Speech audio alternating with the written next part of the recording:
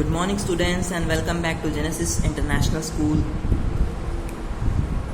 And today in chapter 4 of class 7 we have a topic heat, a form of energy. हमने अब तक temperature scales के बारे में पढ़ा, टेम्परेचर के बारे में पढ़ा, उनके बारे में ये भी जाना कि किन किन टाइप की टेम्परेचर स्केल्स हम यूज़ करते हैं. इनमें हमने टाइप्स ऑफ थर्मोमीटर भी लास्ट टाइम पढ़े थे, likewise digital, laboratory and clinical thermometer. अब हम heat a form of energy को स्टार्ट करते हैं क्योंकि ये भी तो टेम्परेचर का एक पार्ट है. So heat a form of energy यानी ऊर्जा जो ऊष्मा का एक ऊष्मा जो ऊर्जा का एक रूप है. Heat is a form of energy. Heat is used to do various activities such as cooking food, running a steam engine, heating water for bathing, ironing clothes and so on. वो क्या कह रहा है? हीट को हम various activities, अलग अलग activities जैसे कि कुकिंग फूड, खाना बनाने में, रनिंग ए स्टीम इंजन, पहले के ज़माने में स्टीम इंजन, भाप के इंजन चलते थे रेलवे में, हीटिंग वाटर, गर्म पानी करने में, फॉर बाथिंग, नहाने के लिए, आयरनिंग क्लॉथ्स, कपड़ों पे इस्त्री करने के लिए, एंड सो ऑन, और भी कई कामों को करने के लिए यूज़ करते थे हीट का. And we have learn that, और हमने ये सीखा है कि energy is the capacity to do work, कि ऊर्जा किसी भी चीज़ को करने की क्षमता होती है. देयरफॉर इसीलिए heat can be considered, heat को हम मान सकते हैं to be a form of energy, ऊर्जा का ही एक रूप मान सकते हैं. So heat is energy where as temperature is the measurement of heat energy. तो डिफरेंस क्या हो गया हीट और टेम्परेचर में? हीट एक एनर्जी है जबकि temperature measurement of heat energy यानी कि हीट एनर्जी का मापन है. As we measure length in centimetres और मीटर्स, जैसे हम मेजर करते हैं लेंथ को सेंटीमीटर या मीटर्स में, यानी लंबाई को अगर आप नापते हैं तो सेंटीमीटर, मीटर्स या फुट में यूज़ करते हैं, ऐसी हीट एनर्जी भी मेजर की जाती है इन कैलोरीज और joules in the SI system. तो इनकी भी एक यूनिट है कि कैलोरी या फिर जूल, जिसमें हम यूज़ करते हैं. इसे यहाँ दे रखा है calories. Okay, next SI system क्या है? ये इंटरनेशनली एक्सेप्टेड सिस्टम है, मतलब स्वीकार किया गया है इसे, और कई देश इसे मतलब आज भी यूज़ कर रहे हैं और आगे भी करते रहेंगे जब तक एक और भी बढ़िया सिस्टम ना आ जाए. सो हीट जो होता है इस सिस्टम में क्या होता है कि heat energy is measured in joules. इसे हम जूल्स में नापते हैं. The symbol use to represent joule is capital J. तो अगर आपको कोई सिंबल यूज़ करना है जूल को रिप्रेजेंट करने के लिए, प्रदर्शित करने के लिए, वो है capital J. Next, flow of heat. ये क्या है? अब मान लीजिए आप हीट को मेजर तो कर रहे हैं, पर ये हीट जो होती है किसी चीज़ में चढ़ती कैसे है, मतलब कोई चीज़ गर्म कैसे होती है? तो वही चीज़ है फ्लो ऑफ हीट, यानी ऊष्मा का प्रवाह कैसे होता है, कैसे बहती है हीट एक चीज़ से दूसरी चीज़ में. तो इसके लिए हमारे पास कुछ एग्जाम्पल्स भी यहाँ दे रखे हैं. देखिए, आपने आग जलाई, आग जलाने की वजह से आप अपने हाथों को क्या कर रहे हैं? गर्म कर रहे हैं. ये कन्वेक्शन हो रहा है, मतलब आपकी बॉडी क्या कर रही है कि एक ज़्यादा टेम्परेचर वाली आग की चीज़ से कम टेम्परेचर आपके हाथ जो है उसकी तरफ बढ़ रहा है. तो हम देखिए यहीं पर, इसी में हम एक लोहे की रॉड रख रहे हैं. पहले ठंडी थी, जैसे ये वाले पोर्शन पे हमने इसे गर्म करना चालू किया तो कंडक्शन इसमें हो रहा है. क्या कि ये हाथ तक पहुंच जाएगा इस रॉड की एक एक मॉलिक्यूल्स को गर्म करते करते. भले ही हम गर्म ये पार्ट कर रहे हैं, पर ये लोहा है पूरा का पूरा, ये कोई मेटल है, तो यहाँ से गर्म होते होते यहाँ तक पहुँच जाएगा. अब देखिए यही चीज़. सो हम इसमें कई चीज़ पढ़ेंगे, convection of heat, conduction of heat and radiation. Okay,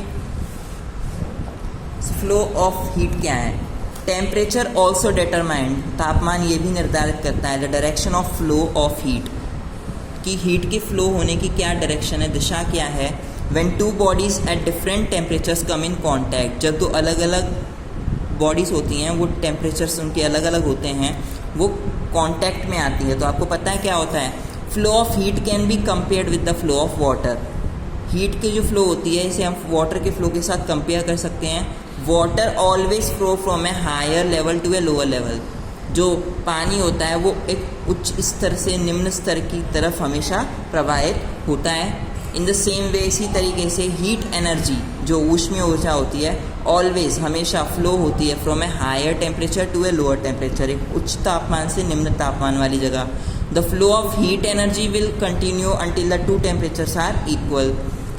ऊष्मीय ऊर्जा का प्रवाह कंटिन्यू कर मतलब जारी रहता है जब तक कि दो टेम्परेचर्स इक्वल ना हो जाएं, ठीक है। तो मतलब अगर आप देखें कि लकड़ी जल रही है तो ये ज़्यादा गर्म होगी या हाथ ज़्यादा गर्म हो गए, लकड़ी गर्म ज़्यादा होगी, तो वो बोलना है द हीट जो है वो फ्लो होती है from higher temperature to lower temperature, तो ज़्यादा गर्म चीज़ से कम गर्म चीज़ की तरफ उसका फ्लो होगा, फिर वो उसे भी उतना ही गर्म कर देगी, जब तक गर्म करती रहेगी जब तक कि वो इक्वल ना हो जाए टेम्परेचर्स में, समझ रहे हैं। Next, similarly heat can be transferred from one object to the other, ऐसी जो हीट होती है उसे हम ट्रांसफ़र कर सकते हैं एक ऑब्जेक्ट से दूसरे ऑब्जेक्ट में बाय 3 वेज, 3 तरीक़ों से। They are conduction, convection and radiation, वो हैं संचालन, संवहन और विकिरण। ओके, संचालन, संवहन और विकिरण। Let us study this 3 modes of heat transfer in detail. चलिए विस्तार से यानी डिटेल में इनकी हीट ट्रांसफ़र या ऊष्मा का हस्तांतरण हो रहा है, ये किसके जो 3 मोड्स हैं उसके बारे में पढ़ने वाले हैं हम, साधनों के बारे में। Okay, so let's begin. Conduction of heat, ऊष्मा का संचालन कैसे होता है। Transfer of heat from one particle to the adjacent particle in solids is known as conduction of heat. तो क्या कह रहा है, अगर हमें हीट को ट्रांसफ़र करना है from one particle to the adjacent particle, मतलब एक पार्टिकल से दूसरे पार्टिकल में जो ठीक उसके अपोजिट में है, तो इन सॉलिड्स, वो भी सॉलिड्स में, is known as conduction of heat, उसे हम ऊष्मा का संचालन कह सकते हैं।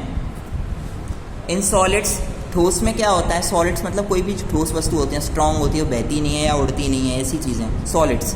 ओके, हीट इज़ ट्रांसफर्ड, जो हीट होती है वो ट्रांसफ़र होती है by the process of conduction, संचालन जो होता है उस प्रोसेस से हम क्या करते हैं, इसमें हीट का ट्रांसफ़र हो पाता है।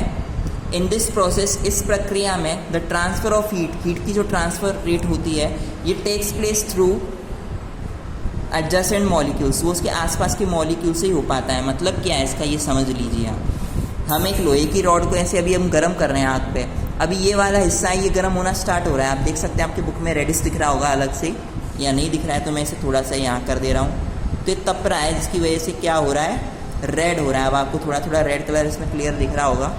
तो ये तपेगा तो गर्म होगा, गर्म होने की वजह से लोहा क्या हो जाएगा, लाल हो जाता है। अब इसके सभी मॉलिक्यूल्स हैं सॉलिड के, वो क्या होते हैं, पास पास में होते हैं, जुड़े रहते हैं, ठीक है।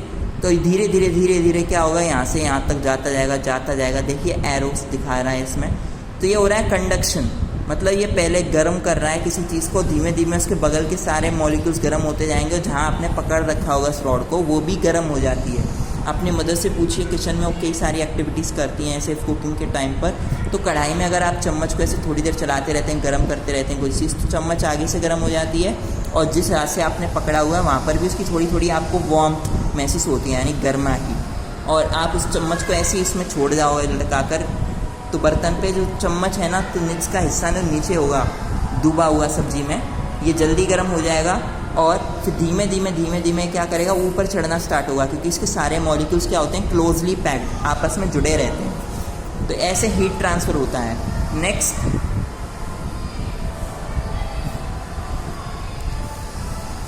हम कुछ एग्जाम्पल्स लेते हैं इसी में। For example, when A cold metal rod, जब एक ठंडी सी धातु की कोई छड़ी हम यूज़ करते हैं, जैसे मेटल रॉड, आयरन ले लिया आपने या स्टील ले ली, is placed in contact with a flame, तो उसे हम किसी फ्लेम की कॉन्टैक्ट में लाते हैं। फ्लेम क्या होता है, ज्वाला। जैसे आपने देखा होगा घर में रोटी हम सेकते हैं तो वहाँ गैस के बर्नर से आग निकल रही होती है, तो उसको कह सकते हैं आप फ्लेम, ज्वाला। या कैंडल की आपने लौ जलती देखी होगी, इस दीपक की जलती देखी होगी, तो ऊपर जो कैंडल की फ्लेम जल रही है इसे हम कहते हैं फ्लेम। और ये रॉड है जो इसमें क्या कर रहे हैं, गर्म। अब इसमें क्या हो रहा है, देखिए यही प्रोसेस है कि अभी हम लोहे की रॉड गर्म कर रहे थे, कंडक्शन हो रहा है इसके अंदर, संचालन। ओके, तो ट्रांसफ़र ऑफ हीट का ही एक एग्जांपल ये भी है कि जब एक कोल्ड मेटल रॉड को हम कांटेक्ट के संग लाते हैं, फ्लेम के कांटेक्ट में लाते हैं, उसके पास लाते हैं, तो heat flows from the flame, जो हीट है वो फ्लेम से फ्लो होती है टू द मेटल रॉड की तरफ।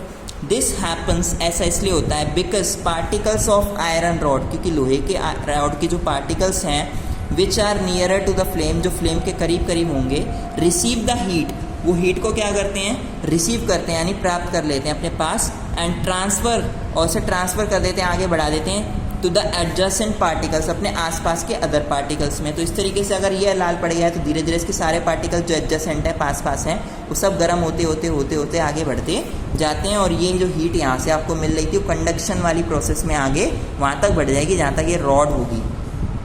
Next, after the adjacent particle transfer the heat to the next adjacent particle, तब एक पास वाला पार्टिकल इसी हीट को नेक्स्ट वाले एडजेसेंट पार्टिकल तक ट्रांसफर कर देता है। तो दिस प्रोसेस कंटिन्यूज, तो ये प्रोसेस आगे जारी रहती है। And heat reaches to the other end of the rod, तो इस रॉड के एक किनारे से दूसरे किनारे पे जहाँ पर जितनी भी लंबी रॉड होगी वहाँ तक ये सारे के सारी हीट ट्रांसफ़र हो जाती है। Next, this heat transfer in solid takes place through conduction, तो हम कह सकते हैं कि सॉलिड्स में जो हीट ट्रांसफ़र होता है ये कंडक्शन के थ्रू क्या हो पाता है, प्रोसेस कंप्लीट कर पाता है। Next, heat is transferred from one body to another by conduction, क्या सही कहा है इसने इस पूरे पैराग्राफ से एक बात निकाल कर कि जो हीट है वो ट्रांसफ़र होती है from one body to another body, एक बॉडी से दूसरी बॉडी में, लेकिन बाय कौन सी प्रोसेस, बाय कंडक्शन यानी संचालन। अब इसमें कुछ पॉइंट्स भी हैं। The two bodies should be in solid state, दोनों ही सॉलिड होनी चाहिए। क्यों? अगर मान लो ये कैंडल है, ये भी तो सॉलिड है, जब तक हम इसे गर्म कर रहे हैं पिघल नहीं रही है, पिघल का तो मोम पिघल रहा है, फिर नीचे आके फिर से वही सॉलिड में ही चेंज हो जाता है, तो ये रिवर्सिबल चेंजेस हैं, ठीक है। लेकिन जो लोहे की रॉड है आप इसे गर्म करते जा रहे हो ना, आप देखो कि ये भी सॉलिड है, ये भी सॉलिड है, हम इसे गर्म कर रहे हैं, तो ये दोनों बॉडी सॉलिड स्टेट में होनी चाहिए, ठोस अवस्था में। Number 2, the two bodies should be in contact और टच ईच अदर, ये दोनों बॉडीज होनी चाहिए कॉन्टैक्ट में, यानी संपर्क में एक दूसरे के, या दूसरे को टच करनी चाहिए। The temperature should be different for the heat to flow, इनके जो टेम्परेचर होने चाहिए वो डिफरेंट, अलग अलग होने चाहिए फॉर द हीट के लिए, फ्लो होने के लिए। कंडक्टर्स एंड इंसुलेटर्स क्या होते हैं, अब हम इन्हीं की बात करेंगे कि असल में सभी में कंडक्ट होती है कि नहीं होती है, मतलब हर चीज़ गर्म हो जाती है कि नहीं होती है। ऐसे कई चीज़ें हैं जो गर्म नहीं भी होती हैं, कई चीज़ें हैं जो थोड़ी बहुत गर्म होती हैं, कई चीज़ें हैं जिन्हें गर्म करने में काफ़ी टाइम लगता है, या फिर कई चीज़ें ऐसी हैं जो बहुत जल्दी गर्म हो जाती हैं। तो हम इसी के बारे में बात करेंगे। तो अब कंडक्टर्स एंड इंसुलेटर्स क्या हैं? चालक और कुचालक, means materials which conduct heat, ऐसे मटेरियल जो हीट कंडक्ट करते हैं रेडिली, जल्द से जल्द, आर कॉल्ड गुड कंडक्टर्स, उन्हें हम सुचालक यानी गुड कंडक्टर्स कह सकते हैं ऑफ हीट, किसके? हीट के, क्योंकि वो क्या कंडक्ट कर रहे हैं? गर्माहट, हीट को, जैसे आयरन, ओके, सभी मेटल्स ज़्यादातर, copper, aluminium etcetera. On the other hand, और हम दूसरी तरफ बात करें तो materials that do not conduct heat readily, ऐसे मटेरियल जो हीट कंडक्ट नहीं करते हैं वो भी जल्द से जल्द readily, are called bad conductors, तो हमने कुचालक कहते हैं, या इंसुलेटर्स, इसका भी मतलब यही रहता है, ऑफ हीट, क्योंकि हीट को ही तो नहीं कर पा रहे हैं ये, जैसे रबर, वुड, प्लास्टिक एक्सेट्रा। अब ये नहीं है कि आप धूप में रखोगे तो गर्म नहीं होंगी, होती हैं, बट इनके अंदर कंडक्शन ऐसा नहीं होता है कि अगर एक जगह पे धूप पड़ रही है तो वही चीज़ गर्म रहेगी। अब बची हुई चीज़ अगर आपने किसी सीरक में रखी है, मान लो आपने लकड़ी लेके गए, ठीक है, मैं एक लाइन खींच देता हूँ आपके लिए, ठीक है, यहाँ तो धूप पड़ रही है, सनलाइट, और ये इधर क्या है? शेड है, ओके, और मैं डंडी यहाँ रख दे रहा हूँ, तो आपको पता है जो नुक वाला हिस्सा है सनलाइट यानी सूरज की रोशनी वाला है, जहाँ मेरे हाथ का जो आपको नेल दिख रहा है यहाँ पर सनलाइट है और उस तरफ टीन डली हुई है, तो जो ये वाला हिस्सा होगा लकड़ी का ये गर्म होगा, वो नहीं होगा। रबड़ का ये हिस्सा गर्म होगा, वो नहीं होगा। क्यों? क्योंकि इसके अंदर सारे मॉलिक्यूल सॉलिड में जुड़े तो हैं, बट ये कंडक्शन करते ही नहीं है, इनके अंदर एब्जॉर्बमेंट होता ही नहीं उस चीज़ का, हीट का, तो ये बैड कंडक्टर या इंसुलेटर कहलाते हैं, यानी कुचालक। सो इसके एग्जाम्पल्स हैं एयर एंड वाटर, इनसे कोई फ़र्क नहीं पड़ता। They are also poor conductors of heat, ये भी हीट के कुचालक हैं। सम मटेरियल्स सच एज वूल, तो इनमें से कई सारे जो मटेरियल्स जैसे वूल, ऊन है, फड़ है, यानी जानवर के ऊपर की जो खाल होती है स्किन, उसके ऊपर बड़े बड़े बाल आते हैं, उसे फड़ कहते हैं।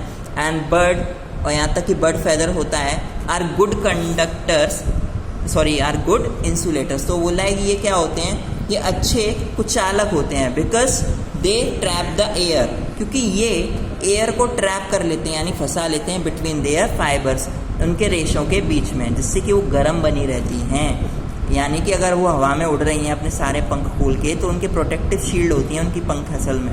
और हवा में इतनी ऊंचाई पे उड़ते टाइम कई चीज़ों से उन्हें बचना होता है, और इतनी हवा के दबाव को उनके पलटना शरीर इतना प्यारा प्यारा कोमल सा वो कैसे झेलता है, क्योंकि उनकी स्किन पर एक स्पेशली, जैसे आपके छाती के आसपास क्या है, पसलियों का एक ढांचा है जो आपके हार्ट, ठीक है, लंग्स, इन सब की रक्षा करता है, फुट पाइप वगैरह की।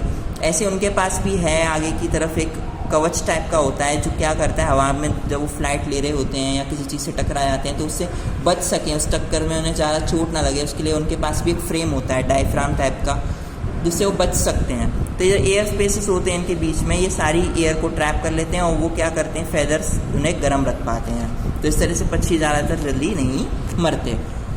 Next, because they trap the air between their fibre, क्योंकि अपने रेशों के बीच में सारी एयर को ट्रैप कर लेता है feather. Okay, now practical application of conduction. अब संचालन जो होता है ऊष्मा का, उसकी कुछ प्रैक्टिकल एप्लीकेशन यानी प्रायोगिक उपयोग क्या है, आगे से प्रैक्टिकली आप कुछ देखना चाहते हैं तो जैसे कुकिंग अटेंसिल्स हैं हमारे पास, पकाने वाले बर्तन, ये किसके बने होते हैं, मेटल्स के। आप देख सकते हैं पैन है और एक आपको क्या दे रखा है, कुकर दे रखा है।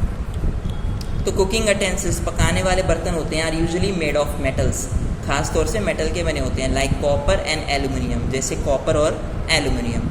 एंड अलॉयज़, और कई सारी अलॉयज़ भी होती हैं। अलॉयज़ क्या होती हैं, एक्चुअली प्योर मेटल के नहीं बने होते हैं, बल्कि इनके अंदर कुछ इसके प्लास्टिक कण भी हो सकते हैं। जैसे आपने बहुत सारी आर्टिफिशियल कढ़ाइयाँ देखी होंगी घर में, जिनका रंग कभी नहीं उतरता है, कि काली नहीं पड़ती हैं, वैसे खरोच नहीं आती उन पर। तो ऐसी भी क्या है, अलॉयज़ हैं, इन्हें इस तरह से बनाया जाता है कि अट्रैक्टिव लगें और लंबे टाइम तक चलते रहें।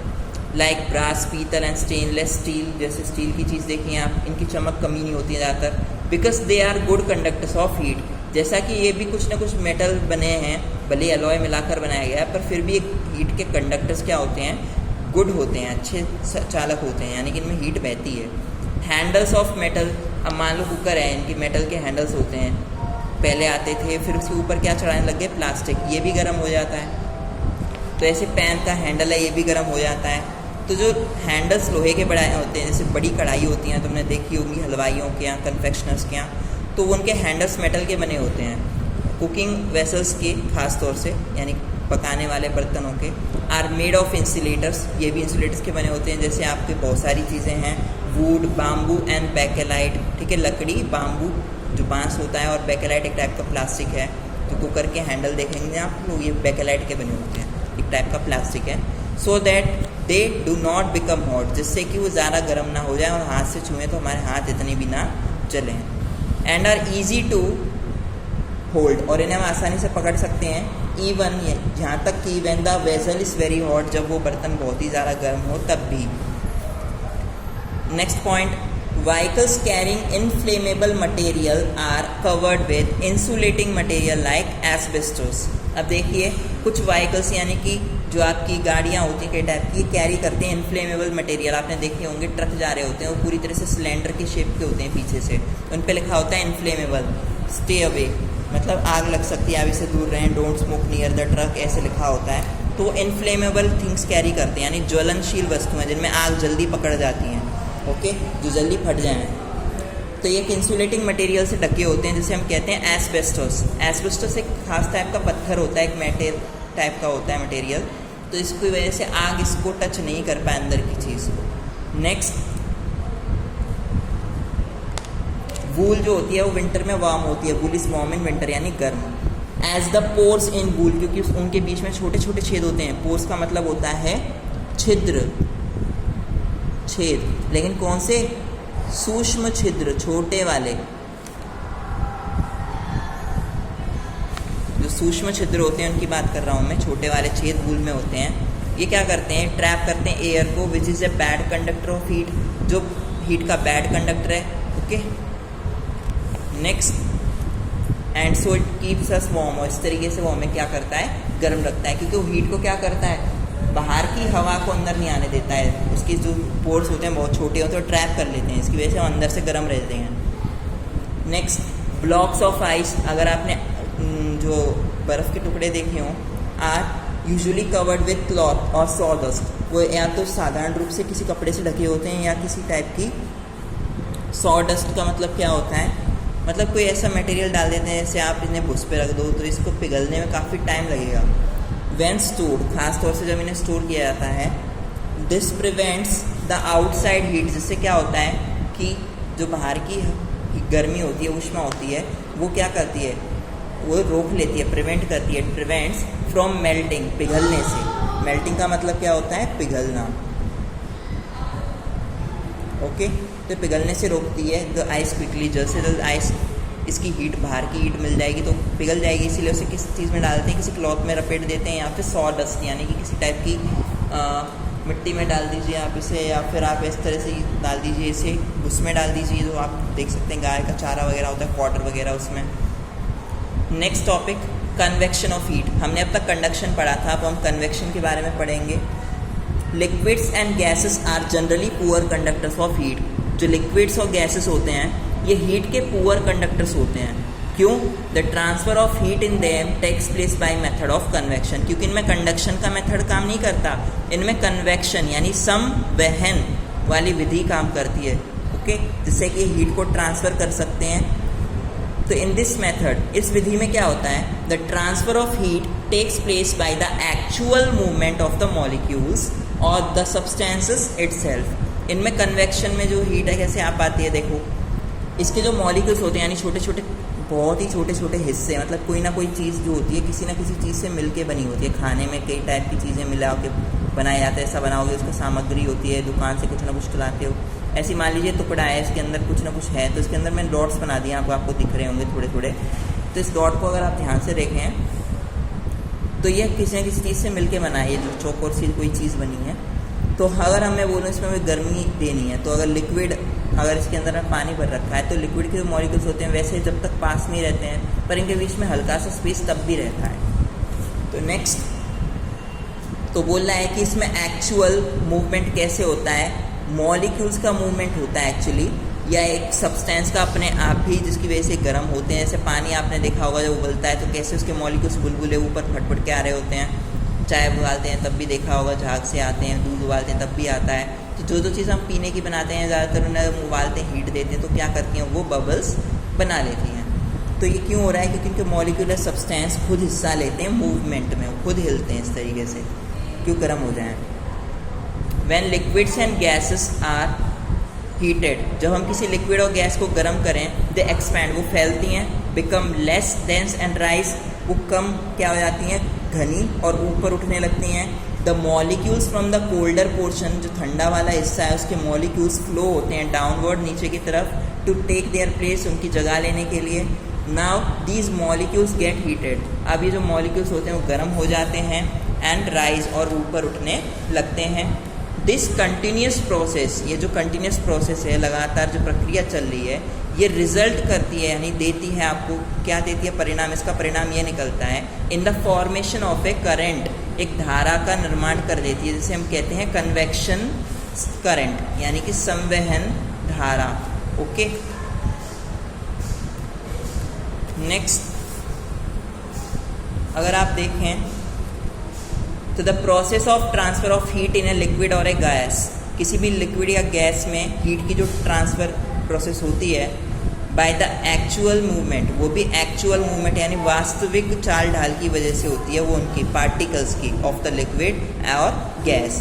इसे ही हम कन्वेक्शन यानी संवहन कहते हैं। The following activity will help you to understand, आपकी फॉलोइंग एक्टिविटी क्या करेगी, मदद करेगी समझने में the process of convection of heat, कि ऊष्मा के संवहन की प्रक्रिया क्या है। नेक्स्ट यहाँ एक एक्टिविटी दी है, इसमें आप कन्वेक्शन को समझ सकते हैं लिक्विड में कैसे होता है। Convection current in nature, nature में कन्वेक्शन करंट का मतलब क्या है, संवहन धारा प्रकृति में कैसे काम करती है। अगर आप देखें यहाँ पे एक पिक्चर्स दी गई हैं, इनमें बोला है सी ब्रीज और लैंड ब्रीज। सी ब्रीज वो होती है समुद्र की हवा, और लैंड ब्रीज क्या होती है कि ज़मीनी हवा। ओके,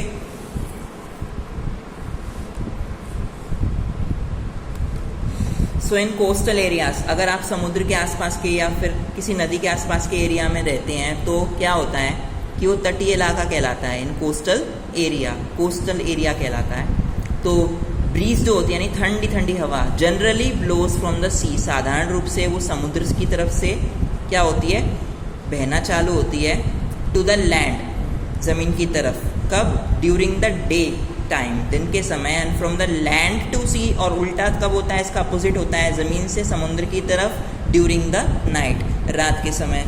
तो these sea and land breeze, जो ये समुद्री और आपकी ज़मीनी हवा है, आर एक्चुअली, ये वास्तविक रूप से कन्वेक्शन करेंट्स यानी कि संवहनीय धाराएं कहलाती हैं। ड्यूरिंग द डे, दिन के समय, the land heats up faster than the sea, जो ज़मीन है वो समुद्र से ज़्यादा गर्म हो जाता है। सो द एयर, जिससे कि जो एयर यानी हवा है अबव द लैंड, ज़मीन के ऊपर की, बिकम्स वार्मर, वो और भी ज़्यादा गर्म हो उठती है, एंड राइजेस अपवर्ड्स, और ऊपर उठने लगती है, एंड इन इट्स प्लेस, और उसकी जगह पर कूलर एयर, जो ठंडी हवा होती है, ज़्यादा ठंडी हवा क्या करती है, फ्रॉम अबव द सी, समुद्र के ऊपर से, रशेस टुवर्ड्स द लैंड, ज़मीन की तरफ बहने लगती है या उसकी तरफ अपनी दिशा को मोड़ लेती है। तो resulting in A sea breeze, और इस तरीके से आपका क्या बनता है, समुद्री हवा वहाँ पर बन जाती है या बहने लगती है ड्यूरिंग द डे, दिन के समय। The cool air from the sea blowing towards the land, अब वो कह रहा है कि समुद्र की तरफ से जो ठंडी हवा होती है ब्लो करती है टुवर्ड्स द लैंड, ज़मीन की तरफ, जिसे हम कहते हैं सी ब्रीज यानी कि समुद्री हवा। ऑन द अदर हैंड, दूसरी तरफ अगर हम देखें तो ड्यूरिंग नाइट, रात के समय, द लैंड कूल्स फास्टर, ज़मीन जल्दी ठंडी हो जाती है। So the air above the sea, जिससे कि जो हवा समुद्र के ऊपर होती है, इज़ वार्मर, वो गर्म होती है, then the air on the land, ज़मीन के ऊपर मौजूद हवा के मुकाबले समुद्र की हवा ज़्यादा ठंडी लगती है।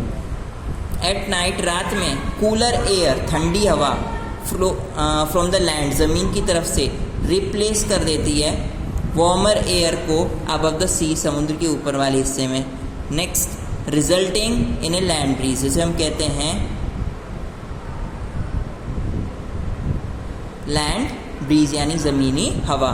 The cool air from the land moves towards the sea, तो हम कह सकते हैं कि ठंडी हवा ज़मीन की तरफ से समुद्र की तरफ चलती है, तो उसे हम लैंड ब्रीज कहते हैं, यानी कि समुद्री हवा जो होती है वो। अब सेकेंड पार्ट मतलब या सेकेंड इसका डिफरेंस है, आप देख सकते हैं कि 2 टाइप की ब्रीजेस हैं, sea breeze and land bridge. इनमें यही हल्का सा डिफरेंस होता है कि सी ब्रीज वो होती है जब ठंडी हवा समुद्र की तरफ से ज़मीन की तरफ बहती है, तो उसे हम समुद्री हवा यानी सी ब्रीज कहते हैं। जबकि इसका अपोजिट ये होता है कि ठंडी हवा ज़मीन की तरफ से समुद्र की तरफ जाती है, तो उसे बोलते हैं लैंड ब्रीज। ओके, कन्वेक्शन के प्रैक्टिकल एप्लीकेशंस क्या हैं, लास्ट ये टॉपिक का हिस्सा है। इसके बाद हमारा होगा रेडिएशन, जो हम नेक्स्ट वीडियो में पढ़ेंगे with its properties and many other things also, क्योंकि चैप्टर काफ़ी लॉन्ग है। So I need 3 parts to make this video. Let's continue. Practical applications क्या है कन्वेक्शन के, संवहन के प्रायोगिक उपयोग जो एक्सपेरिमेंटली आप देख सकते हैं। Number 1, ventilator and exhaust fan. Ventilators और एग्जॉस्ट फैन क्या होते हैं, आपने देखा होगा किचन में लगा रहता है कि घर के अंदर के धुएं को बाहर फेंक देता है गर्मी के साथ। तो आर यूजुअली प्लेस्ड, इन्हें साधारण रूप से रखा जाता है near the ceiling of A room, एक कमरे की अंदरूनी छत की तरफ लगाए जाते हैं ये, बिकॉज क्योंकि the air we breathe out, जो सांस हम बाहर छोड़ते हैं, इज़ वार्मर, वो गर्म होती है, एंड लाइटर, हल्की होती है, देन ऑर्डिनरी एयर, साधारण हवा के मुकाबले। तो इट राइजेस एंड एस्केप्स, वो उठती है आवाज़ और गायब हो जाती है थ्रू द वेंटिलेटर और एग्जॉस्ट फैन। और वो क्या करती है, चुपचाप वेंटिलेटर या एग्जॉस्ट फैन की मदद से बाहर निकल जाती है। एंड कोल्ड फ्रेश एयर, और ठंडी और ताज़ा हवा एंटर यानी प्रवेश करती है थ्रू द विंडोज़, खिड़कियों से।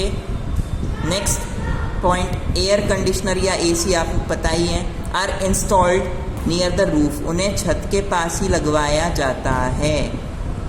The cool air being heavier, ठंडी हवा जो ज़्यादा गर्म होती है, भारी होती है, मूव्स डाउन, वो नीचे की तरफ चलने लगती है। एंड द वार्म एयर, और जो गर्म हवा होती है, near the surface of the room, ज़मीन के सरफेस के करीब करीब।